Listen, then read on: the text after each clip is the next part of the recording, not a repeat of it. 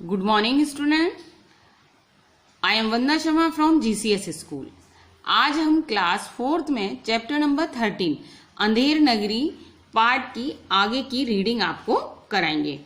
कल हमने इसकी कुछ रीडिंग आपको करा दी थी, उसी पार्ट को आगे बढ़ाते हुए हम आज आगे की रीडिंग करेंगे।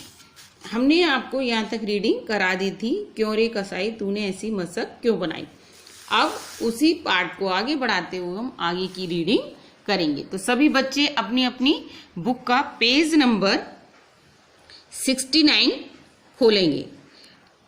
सभी बच्चे अपनी हिंदी रीडर की बुक का पेज नंबर 69 खोलेंगे, जिसका पार्ट है 13 अंधेर नगरी। तो आज हम उसकी आगे की रीडिंग करेंगे। तो स्टार्ट करते हैं हम आगे की रीडिंग। कसाई। महाराज, गड़री ने टके शेर पर ऐसी बड़ी भेड़ मेरे हाथ बेची कि उसकी मशक बड़ी बन गई। राजा, अच्छा, कसाई को निकालो और गड़रिये को लाओ। कसाई निकाला जाता है और गड़रिया लाया जाता है। राजा, क्यों रे गड़रिये ऐसी बड़ी भेड़ क्यों बेची। गड़रिया, महाराज, उधर से कोतवाल की सवारी आ रही थी, इस कारण मैंने छोटी बड़ी भेड़ का ख्याल नहीं किया, मेरा कुछ कसूर नहीं। राजा, अच्छा, इसे निकालो, कोतवाल को पकड़कर लाओ। गड़रिया निकाला जाता है, कोतवाल पकड़कर लाया जाता है। राजा, क्यों रे कोतवाल तूने ऐसी शानदार सवारी क्यों निकाली कि गड़रिये ने घबराकर बड़ी भेड़ बेच दी। कोतवाल, महाराज, मैंने कोई अपराध नहीं किया, मैं तो शहर के इंतजाम के लिए जाता था। मंत्री, आप, यह तो बड़ा गजब हुआ। ऐसा ना हो कि यह बेवकूफ राजा। आप ही आपसे मतलब अपने मन ही मन में वो बोलता है। कौन? मंत्री। अपने मन में ही मतलब अपने आप से ही बोलता है कि यह तो बड़ा गजब हुआ। ऐसा ना हो कि यह बेवकूफ राजा इस बात पर सारे नगर को फूंक दे या फांसी दे दे। कोतवाल से, नहीं, तुमने इतनी धूम से सवारी क्यों निकाली। राजा, हाँ, ये नहीं, तुमने ऐसी धूम से सवारी क्यों निकाली जिसका आखिरी परिणाम यह हुआ कि बकरी मर गई। कोतवाल, महाराज। राजा, कुछ नहीं महाराज मत करो, ले जाओ कोतवाल को शीघ्र फांसी पर चढ़ा दो। कोतवाल को पकड़कर ले जाया जाता है। गोवर्धन दास जंगल में बैठा मिठाई खा रहा है। गोवर्धन दास, गुरुजी ने हमको नाहक यहाँ रहने से मना किया। नाहक यानी बेकार ही, बिना वजह। माना कि देश बहुत बुरा है, पर अपना क्या, हम किसी राजकाज में थोड़े ही कुछ डर हो, थोड़े ही हैं कि कुछ डर हो।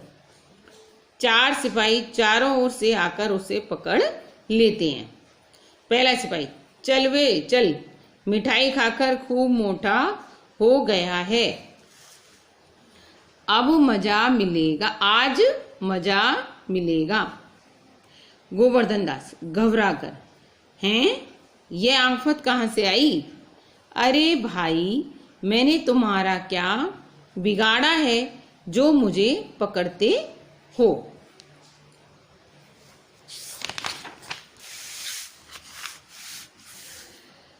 पहला सिपाही, आपने बिगाड़ा या बनाया, उससे क्या मतलब, अब चलिए फांसी पर चढ़िए। गोवर्धन दास, फांसी, अरे बाप रे बाप, फांसी, मैंने किसके प्राण लिए हैं कि मुझे फांसी हो।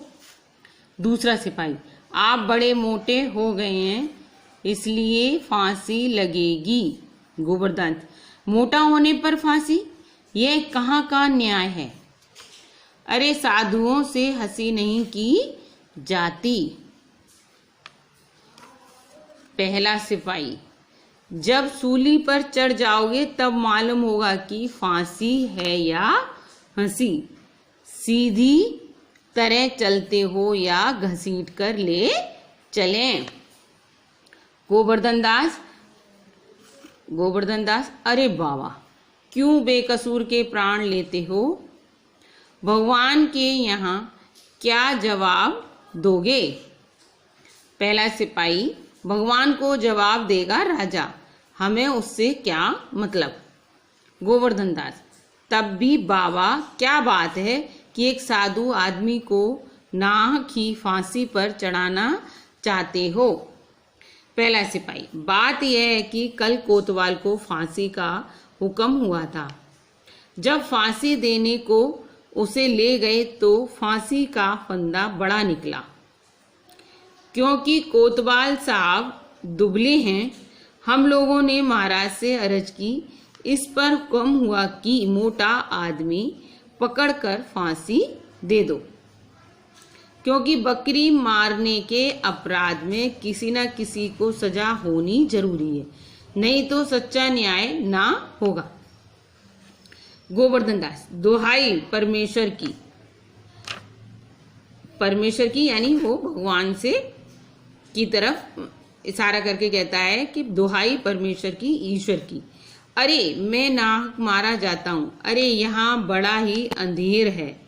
मेरे गुरुजी महाराज का कहा मैंने ना माना, उसका फल मुझे भोगना पड़ा। गोवर्धन दास चिल्लाता है, सिपाही उसे पकड़कर ले जाते हैं। शमशान में गोवर्धन दास को पकड़े हुए सिपाहियों का प्रवेश, यानी सिपाही प्रवेश, अंदर आना। गोवर्धन दास, हाय बाप रे, मुझ बेकसूर को ही फांसी देते हैं। पहला सिपाही, अबे चुप रह, राजा का हुक्म भला नहीं टल सकता है। गोवर्धन, हाय, मैंने गुरुजी का कहना ना माना, उसी का यह फल है। गुरुजी कहाँ हो? गुरुजी आते हैं। मैं, अरे बच्चा गोवर्धन दास, तेरी यह क्या दशा है? गोवर्धन दास हाथ जोड़कर, गुरुजी, दीवार के नीचे बकरी दब गई, जिसके लिए मुझे फांसी दी जा रही है, गुरुजी बचाओ। महन, कोई चिंता नहीं, नारायण अब समर्थ है। भौहें चढ़ाकर सिपाहियों से, सुनो, मुझे शिष्य को अंतिम उपदेश देने दो, तुम लोग जरा किनारे हो जाओ। सिपाही हट जाते हैं। गुरु चेले को कान में कुछ समझाते हैं। गोवर्धन दास, अब तो गुरुजी हम सब अभी फांसी पर चढ़ेंगे। मैं, नहीं बच्चा, हमने इतना समझाया नहीं मानता, हम बूढ़े हुए, हमको चढ़ने दो। गोवर्धन दास, स्वर्ग जाने से बूढ़ा जवान क्या, आप तो सिद्ध हैं, मैं फांसी चढ़ूंगा। इस प्रकार दोनों झगड़ते हैं। सिपाही लोग परस्पर चकित रह जाते हैं। पहला सिपाही, भाई ये क्या मामला है, कुछ समझ में नहीं आता। दूसरा सिपाही, हम भी नहीं समझ सकते कि ये कैसी गड़बड़। राजा, मंत्री और कोतवाल आते हैं। राजा, ये क्या गोलमाल है? सिपाही, महाराज, चेला कहता है मैं फांसी चढ़ूंगा, गुरु कहता है मैं ही चढ़ूंगा, कुछ मालूम नहीं पड़ता कि क्या बात है। राजा, गुरुजी से, बाबा जी बोलो, आप फांसी पर क्यों चढ़ते हैं? मैं, महाराज, इस समय ऐसी शुभ घड़ी है कि जो मरेगा सीधा स्वर्ग जाएगा। मंत्री, तब तो हम ही फांसी पर चढ़ेंगे। गोवर्धन दास, नहीं, हमको हुक्म है। कोतवाल, हम लटकेंगे, हमारे कारण ही तो दीवार गिरी थी। राजा, चुप रहो सब लोग, राजा के जीते जी और कौन स्वर्ग जा सकता है, हमको फांसी चढ़ाओ जल्दी जल्दी। लोग राजा को फांसी चढ़ाते हैं और पर्दा गिरता है। तो ये इसके लेखक कौन है? भारतेंदु हरिश्चंद्र। अंधेर नगरी। तो बच्चों ये जो एक नाटकीय रूपांतर है जिसमें हमें समझाया है कि कैसे कैसे मूर्ख इसमें राजा था और उसके मंत्री और लोग भी कितने मूर्ख थे, यानी कोई भी उस राजा को समझा तो रहा नहीं था और जैसा वो कहता था वैसा ही करते जा रहे थे। तो बच्चों आज का आपका ये चैप्टर हो गया कंप्लीट, जिसको आपको खुद से रीड करना है अच्छे से। तो आज के लिए आपका होमवर्क है रीड चैप्टर 13 अंधेर नगरी चौपट राजा। सभी बच्चे अपनी अपनी बुक से इस चैप्टर को रीड करेंगे और जिनके पास बुक नहीं है वो इसको वीडियो से रीड करेंगे। आज की क्लास में इतना ही। सी यू टुमारो। Thank you.